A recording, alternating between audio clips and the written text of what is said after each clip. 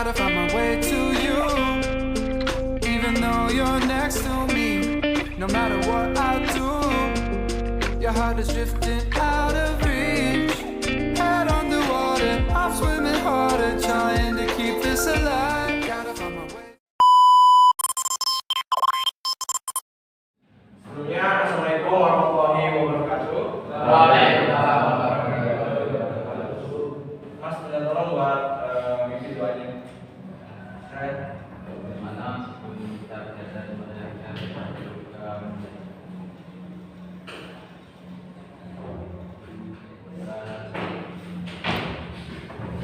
Terima kasih Mas Sore. Sekarang kita absensi terlebih dahulu ya. Alvin Yusuf, Ananda Rizalul Fahmi, Aris Hidayat, Dewi Ayu Puspita, Catur Yoga Setiawan. Kenapa dia masuk? Sakit. Fahmi Rashid Mirza, Habib Maulana Aprianto, Muhammad Hendrik Agustian, Muhammad Hendrik Al-Rashid, Okta Putra Badan, Reina Findra Arditya. Kenapa? Sakit, gak berangkat.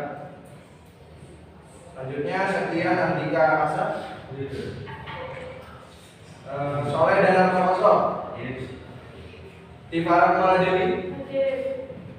Terakhir David Al-Afrizi. Berarti yang gak berangkat Mas Reino sama Mas Catur. Sebelum kita masuk ke pembelajaran kita pada siang hari ini, sebelumnya pada pertemuan sebelum itu kan kita sedang mempelajari sistem perumahan. Ada yang masih ingat nggak fungsi dari sistem perumahan? Coba angkat tangan yang masih ingat, atau mungkin lupa bisa buka bukunya. Catatannya silakan bisa dibuka fungsinya. Itu dari soal kemarin juga sebut ada. Angkat tangan aja yang masih ingat itu. Sistem perumahan. Untuk menghindari kontak langsung pada bagian yang selalu bersinggungan. Oh, that's right. Mas siapa Mas Damian ya? Benar sekali kalau misalnya sistem perumahan itu punya fungsi ataupun tujuan untuk melapisi dua bagian yang saling bergesekan sehingga dia tidak bergesekan secara langsung, sehingga dapat mengurangi pengaruh dari adanya gesekan. Nah, selanjutnya kita ke sistem pendinginan. Nah, pada sistem pendinginan ini saya memiliki beberapa tujuan pembelajaran. Yang pertama, setelah mengikuti pelajaran, kalian dapat menyebutkan pengertian dari sistem pendinginan. Lalu kalian dapat menyebutkan fungsinya, dapat menyebutkan komponennya juga, dan terakhir itu kalian memahami cara kerjanya. Nah, di perhatian nanti kalian juga harus bisa memahami cara pemeriksaannya. Masuk kepada ini, yang pertama itu sistem pendinginan. Nah, sistem pendingin itu merupakan sistem yang berperan untuk menjaga temperatur kerja mesin tetap pada temperatur yang ideal. Nah, perubahan temperatur mesin itu disebabkan karena adanya mesin yang terus bekerja dan juga komponen yang terus bergerak. Nah, lanjut sesuai dengan tujuan pembelajaran kita ke fungsi sistem pendinginan. Itu ada 4 ya yang pokoknya itu. Yang pertama, menyerap panas pada bagian mesin, motor ataupun sehingga mengurangi kawasan dan kerusakan. Itu sama halnya dengan sistem perumahan yang kemarin. Itu juga dapat menyerap panas pada komponen-komponen yang bergerak. Lalu untuk mendapatkan temperatur kerja mesin yang tepat dan merata, mempercepat mesin mencapai temperatur kerja, dan untuk memanaskan ruangan di dalam ruang penumpang. Nah, ini tuh yang terakhir fungsi itu khusus di negara-negara yang mengalami musim dingin. Seperti di Amerika itu tentunya fungsi dari sistem pendinginan lebih kompleks lagi. Nah, selanjutnya ada jenis-jenis sistem pendinginan. Yang pertama itu sistem pendinginan udara, yang kedua sistem pendinginan air. Nah, ada yang tahu nggak perbedaan dari dua jenis sistem pendingin ini? Ada yang tahu perbedaannya apa? Oh, yang pakai air. Ya, yang sistem pendingin air pakai Pakai air. Nah, terus sistem pendingin udara menggunakan udara untuk mendinginkan komponen-komponennya. Kipas. Nah, contoh dari sistem pendinginan udara itu dipakai di motor apa? Apa yang tahu? CDR. Terus apa? Ada yang tahu? Betul, itu pakai sistem pendingin udara. Nah, untuk sistem pendingin air? Mobil. Terus kalau di motor contohnya apa? CDR 200. Mario. Terus banyak ya. Sistem pendinginan udara dan sistem pendinginan air itu tentunya perbedaan juga mencolok. Untuk sistem pendingin udara itu tidak menggunakan radiator, tetapi kalau misalnya kita sistem pendingin air itu menggunakan radiator. Contohnya itu misalnya motor version nih, motor version saya tahun 2014 itu sistem pendingin udara, sedangkan yang baru itu menggunakan sistem pendingin air.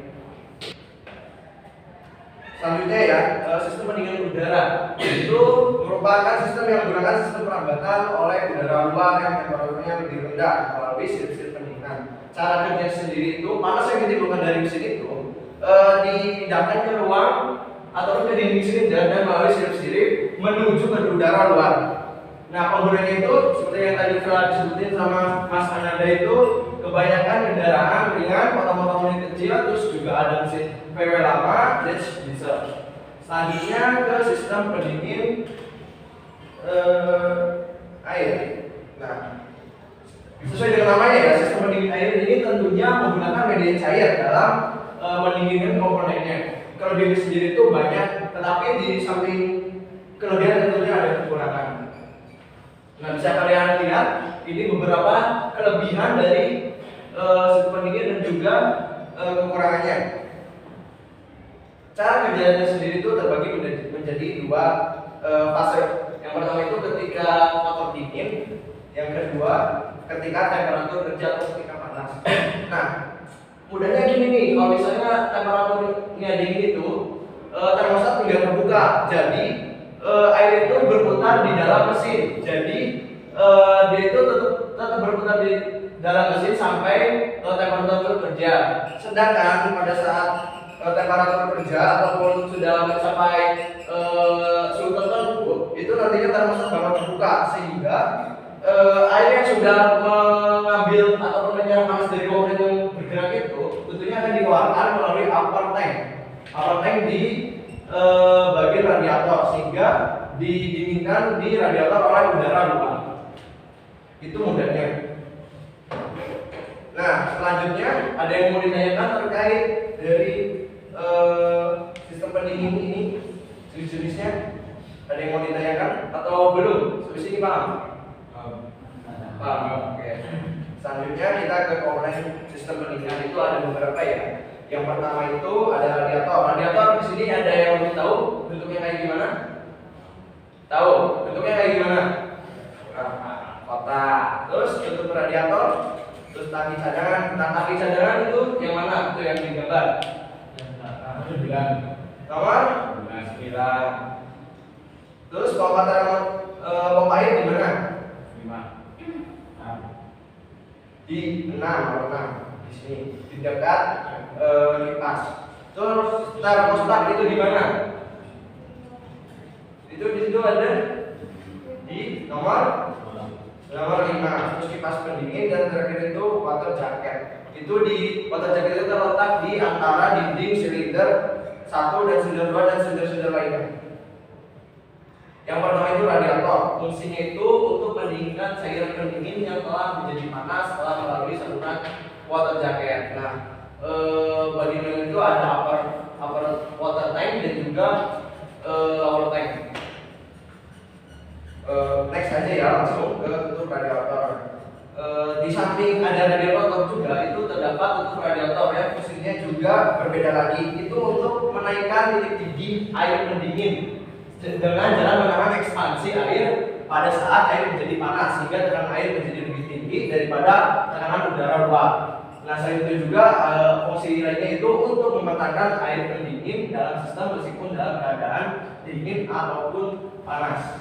Nah, di tutup radiator ini memiliki dua katup di sana ada dua katup ya atau dua valve. Yang pertama itu relay valve itu untuk membebaskan kelebihan tekanan. Terus vakum valve itu untuk membuat kevakuman dalam radiator serta menyedot air dari reservoir tank. Nah, pada saat udaranya dingin itu air itu masuk ke reservoir tank. Nah, untuk mengambil air dari reservoir tank ataupun tangki cadangan itu menggunakan vakum valve. Sedangkan relay valve itu untuk mempertahankan supaya tidak terjadi kebocoran. Selanjutnya pada tangki cadangan itu fungsinya ya seperti namanya itu untuk menampung sementara air radiator dan cadangan supaya air. Nah ini cukup mudah ya, ini bisa terlihat bentuknya. Lalu selanjutnya itu ada pompa air. Nah pompa air ini tentunya untuk memompa ataupun mensirkulasi air pendingin di jalan membuat perbedaan tekanan antara saluran hisap dengan saluran tekanan pada pompa. Nah untuk mesin itu bermacam-macam sesuai dengan spesifikasi dari mesin itu sendiri. Dan yang terakhir itu maksudnya selanjutnya itu kipas. Kipas itu tentunya untuk mengalirkan udara pada inti radiator agar panas yang terdapat pada inti radiator dapat dimancarkan ke udara luar atau untuk mengipasi gitu. Terus kipas. Terus katup termostat. Nah, katup termostat itu berfungsi untuk menekan air pendingin bersirkulasi. Nah ini pada yang tadi saya jelasin pada cara kerja sistem pendingin air. Nah ini untuk menutupi air supaya tetap di mesin sehingga berputar terus di mesin ketika suhu kerjanya rendah. Pada saat suhunya tinggi itu katupnya itu terbuka sehingga air tersebut bisa didinginkan melalui radiator oleh udara luar. Selanjutnya ini water jacket ini tempatnya itu di antara dinding silinder di sini. Itu dilalui oleh air sehingga itu dapat menyerap panas dari biasanya yang ditimbulkan oleh dalam silinder. Nah, sampai di sini terkait komponen ada yang mau ditanyakan? Belum ada yang tahu.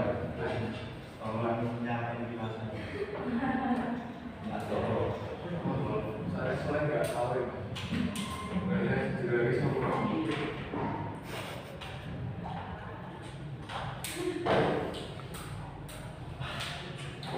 Nah, belum ada pertanyaan terkait belajar. Nah, selanjutnya itu pemeriksaan sistem pendingin itu ada 4 macam ya. Besok kalian dapat mengalaminya pas praktikum. Nanti kalian juga memeriksa cairan pendingin, terus memeriksa keputusan radiator, terus fungsi tutup radiator dan juga fungsi termostat. Nah, yang pertama itu pemeriksaan jumlah dan kualitas air pendingin. Ada yang tahu nggak caranya gimana? Ngecek jumlah dan kualitas air pendingin itu diceknya di mana? Di komponen apa namanya? Di katanya. Di reservoir tank, di tangki cadangan. Nanti kita bisa lihat di situ ada full, ada low. Kalau misalnya airnya di low, itu kita juga menambahkan air sesuai dengan yang digunakan pada mobil tersebut.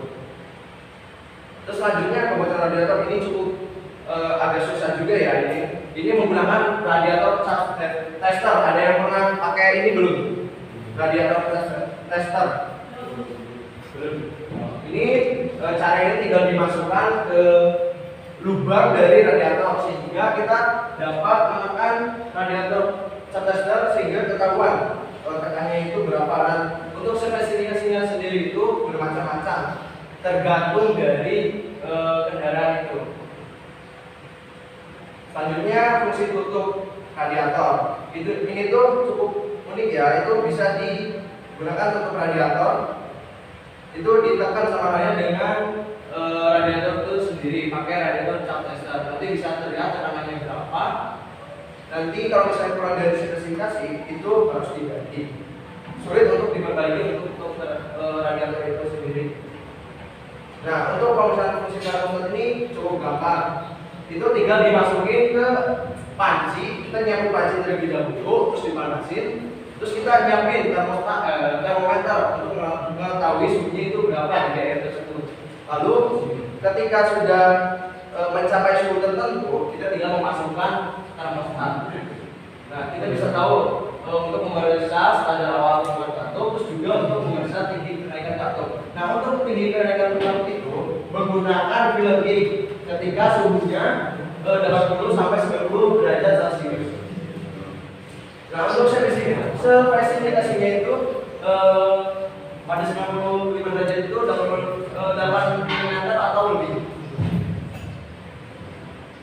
Nah, mungkin ini sampai sini aja bapak materinya. Ada yang mau ditanyain? Kalau nggak ada yang tanya, saya tanya. Ya. Ada yang mau tanya? Bapak tanya aja. Kamu mau tanya? Masuk dulu.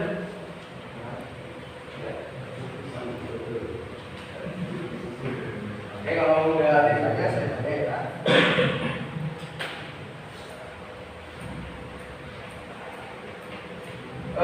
Air radiator itu ataupun air pendingin itu bisa berkurang atau enggak? Kenapa bisa berkurang? Kan itu muter-muter terus.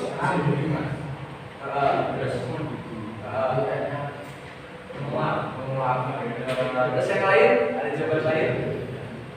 Namanya siapa? Benar ya? Itu bisa berkurang karena itu didih. Jadi lama-lama berkurang. Dan tentunya kita juga melakukan perawatan berkala itu kita harus selalu melakukan pengecekan ketika waktu tertentu. Saatnya jam 9 dimulai. Belum ada pertanyaan? It's time to begin. Ada yang bisa menyimpulkan nggak pembelajaran kita pada siang hari ini itu apa kesimpulannya? Ada yang bisa menyimpulkan? Mas Davian biasanya ini aktif loh Mas Davian. Kalau misalnya biasanya itu ditanya kenapa? Yang lain ada yang bisa menyimpulkan? Gak apa-apa misalnya nyebutin seperti ini berapa komponennya gitu. Seperti simpelnya aja. Ada yang mau? Dapat nilai ya? Nilai keaktifan? Ada yang bisa? Mas Arif Fahmi mau menyimpulkan kesimpulan dari pembelajaran kita pada siang ini.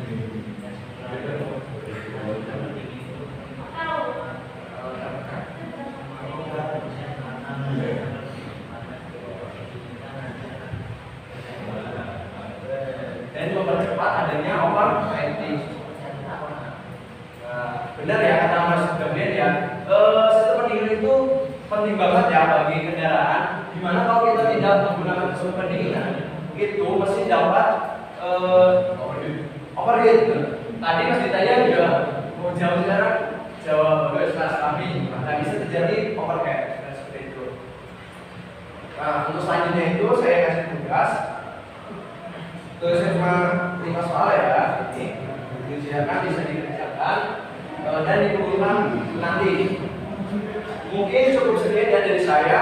Salah satu tadi sudah masalah yang lain gantian yang mau menyiapkan untuk berdoa. Siapa? Mas Dawian, Mas Dawian. Untuk mengakhiri pelajaran ini, marilah kita berdoa menurut kepercayaan masing-masing. Doa.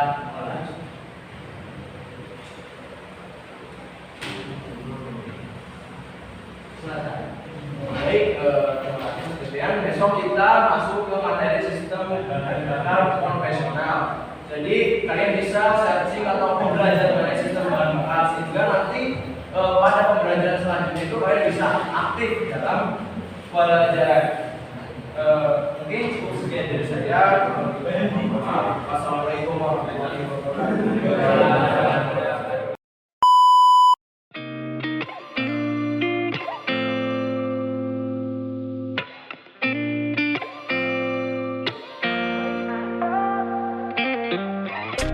Gotta find my way to you, even though you're next to me.